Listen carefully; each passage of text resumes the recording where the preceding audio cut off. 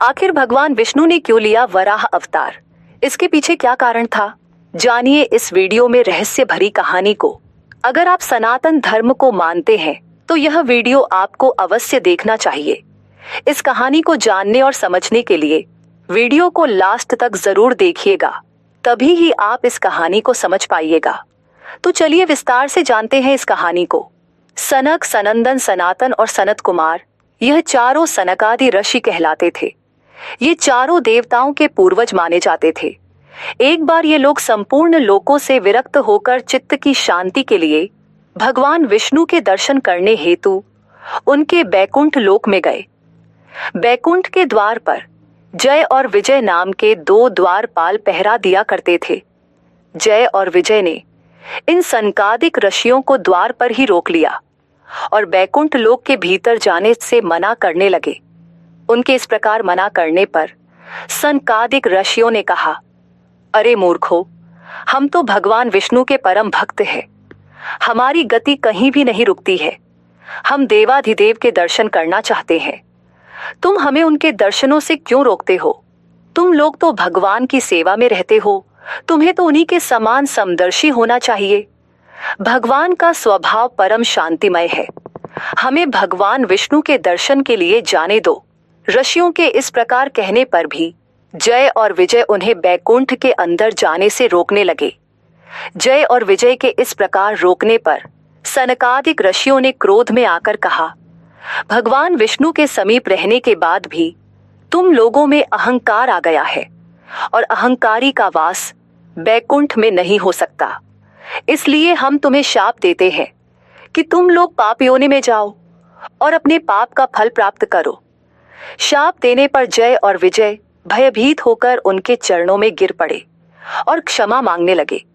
यह जानकर कि सनकादिक ऋषिगण भेंट करने आए हैं। भगवान विष्णु स्वयं लक्ष्मी जी एवं अपने समस्त पार्षदों के साथ उनके स्वागत के लिए पधारे। भगवान विष्णु ने उनसे कहा, हे मुनीश्वरों, ये जय और विजय नाम के मेरे पार्षद हैं। इन दोनों ने अहंकार बुद्धि को धारण कर आपका अपमान करके अपराध किया है। आप लोग मेरे प्रिय भक्त हैं और इन्होंने आपकी अवज्ञा करके मेरी भी अवज्ञा की है। इनको शाप देकर आपने उत्तम कार्य किया है।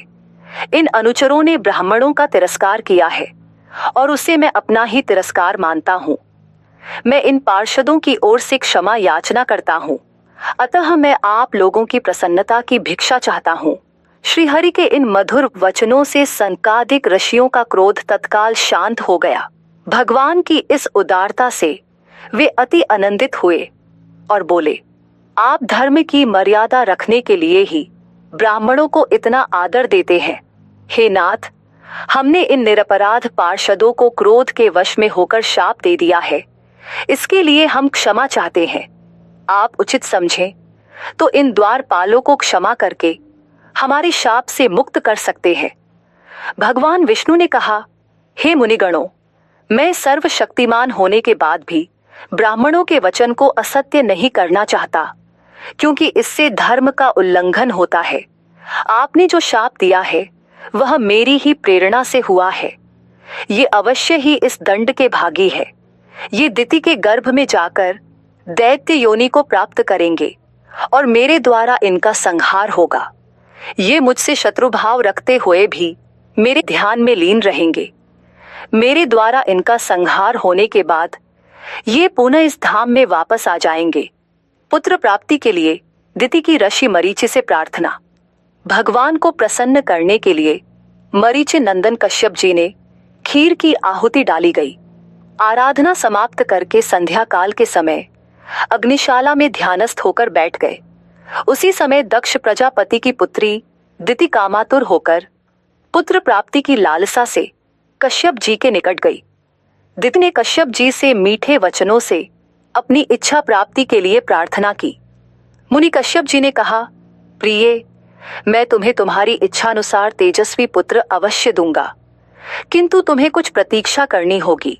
संध्या काल में सूर्यास्त के पश्चात भूतनाथ भगवान शंकर अपने भूत, प्रेत तथा यक्षों को लेकर बैल पर चढ़कर विचरते हैं। इस समय वह अप्रसन्न हो जाएंगे इसलिए यह समय संतानोत्पत्ति के लिए उचित नहीं है।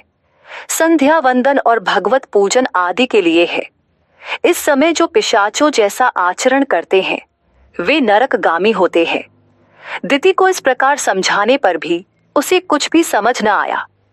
तपश्चात दत्ति ने गर्भ धारण करके कश्यप जी से प्रार्थना की, हे आर्यपुत्र भगवान भूतनाथ, मेरे अपराध को क्षमा करें और मेरा यह गर्भ नष्ट न करें। उनका स्वभाव बड़ा उग्र है, किंतु वे अपने भक्तों की सदा रक्षा करते हैं। वे मेरे बहनोई हैं, मैं उन्हें नमस्कार करती हूँ। दिति के गर्भ से हिरण्याक्ष और हिरण्यकश्यप जुड़वा पुत्रों ने जन्म लिया। इसके जन्म से पृथ्वी कांप उठी। आकाश में नक्षत्र और दूसरे लोग इधर से उधर दौड़ने लगे। समुद्र में बड़ी बड़ी लहरें पैदा हो उठी और प्रलयंकारी हवा चलने लगी। ऐसा ज्ञात हुआ मानो प्रलय आ गई हो। हिरण्याक्ष और हिरण्यकश्यप दोनों पैदा होते ही बड़े हो गए। दैत्यों के बालक पैदा होते ही बड़े हो जाते हैं और अपने अत्याचारों से धरती को कपाने लगते हैं। यद्यपि हिरण्याक्ष और हिरण्यकश्यप दोनों बलवान थे, वह संसार में अजेयता और अमृता प्राप्त करना चाहते थे। अंधकार में काल के प्रभाव से अनजान हिरण्याक्ष और हिरण्यकशिपु दोनों ने ब्रह्मा जी को प्रसन्न करने के लिए बहुत बड़ा तप किया। उनके तप से ब्रह्मा जी प्रसन्न हुए। उन्होंने प्रकट होकर कहा, तुम्हारे तप से मैं प्रसन्न हूँ, वर मांगो, क्या चाहते हो। हिरण्याक्ष और हिरण्यकशिपु ने उत्तर दिया, प्रभु हम ऐसा वर दीजिए जिससे न तो कोई युद्ध में हमें पराजित कर सके और न कोई मार सके। ब्रह्मा जी तथास्तु कहकर अपने लोक में चले गए। ब्रह्मा जी से अजेयता और अमृता का वरदान पाकर हिरण्याक्ष क्रूर और स्वेच्छाचारी बन गया। वह तीनों लोकों में अपने को सर्वश्रेष्ठ मानने लगा और स्वयं विष्णु भगवान को भी अपने समक्ष तुच्छ मानने लगा। हिरण्याक्ष के मन में तीनों लोकों को जीतने का विचार आया। वह हाथ में गदा लेकर इंद्रलोक में जा पहुंचा। देवता उसके भय से इंद्रलोक भाग गए और समस्त इंद्रलोक पर हिरण्याक्ष का अधिकार स्थापित हो गया। जब इंद्रलोक में युद्ध करने के लिए कोई नहीं मिला तो हिरण्याक्ष वरुण की राजधानी विभावरी नगरी में जा पहुंचा। उसने वरुण के समक्ष उपस्थित होकर कहा, वरुण देव, आपने दैत्यों को पराजित करके राजसूय यज्ञ किया था। आज आपको मुझे पराजित करना पड़ेगा। हिरण्याक्ष का कथन सुनकर वरुण के मन में रोष तो उत्पन्न हुआ, किंतु उन्होंने भीतर ही भीतर उसे दबा दिया। बड़े शांत भाव से बोले, तुम महान योद्धा और शूरवीर हो, तुमसे युद्ध करने के लिए मेरे पास शौर्य कहाँ। तीनों लोकों में भगवान विष्णु को छोड़कर कोई भी ऐसा नहीं है जो तुमसे युद्ध कर सके, इसलिए उन्हीं के पास जाओ। भगवान विष्णु का वराह अवतार लेना। भगवान विष्णु ने वराह अवतार इसलिए लिया क्योंकि दैत्य हिरण्याक्ष ने पृथ्वी को समुद्र में डुबो दिया था और उसे वापस लाने तथा हिरण्याक्ष का वध करने के लिए भगवान को यह अवतार लेना पड़ा। पौराणिक कथाओं के अनुसार दैत्य हिरण्याक्ष ने पृथ्वी देवी भूमि को चुरा लिया और उसे समुद्र के आदिम जल में छिपा दिया। इससे पृथ्वी और उस पर रहने वाले सभी जीव संकट में पड़ गए। तब भगवान विष्णु ने अपनी नासिका से वराह यानी सुअर के रूप में अवतार लिया और पृथ्वी को खोजने के लिए समुद्र में प्रवेश किया। उधर हिरण्याक्ष भगवान विष्णु की खोज में समुद्र के नीचे रसातल में जा पहुंचा। रसातल में पहुंचकर उसने एक विस्मयजनक दृश्य देखा। उसने देखा एक वराह अपने दांतों के ऊपर धरती को उठाए हुए चला जा रहा है। वह मन ही मन सोचने लगा, यह वराह कौन है। कोई भी साधारण वराह धरती को अपने दांतों के ऊपर नहीं उठा सकता। अवश्य यह वराह के रूप में भगवान विष्णु ही है। हिरण्याक्ष वराह को लक्ष्य करके बोल उठा, तुम अवश्य ही भगवान विष्णु हो। धरती को रसातल से कहाँ लिए जा रहे हो। यह धरती तो दैत्यों के उपभोग की वस्तु है, इसे रख दो। तुम अनेक बार देवताओं के कल्याण के लिए दैत्यों को छल चुके हो, आज तुम मुझे छल नहीं सकोगे। आज मैं पुराने बैर का बदला तुमसे चुका कर रहूंगा। हिरण्याक्ष गदा लेकर भगवान विष्णु पर टूट पड़ा। भगवान के हाथों में कोई अस्त्र शस्त्र नहीं था, इसलिए उन्होंने दूसरे ही क्षण हिरण्याक्ष के हाथ से गदा छीनकर दूर फेंक दिया। इससे हिरण्याक्ष क्रोध में आ गया और उसने भगवान विष्णु पर त्रिशूल का प्रहार किया। भगवान विष्णु ने शीघ्र ही सुदर्शन का आह्वान किया और चक्र से हिरण्याक्ष के त्रिशूल के टुकड़े टुकड़े कर दिए।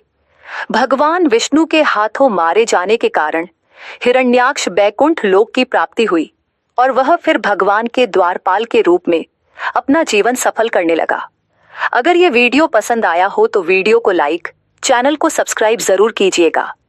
साथ ही कमेंट में बताइएगा कि यह वीडियो आप लोगों को कैसा लगा।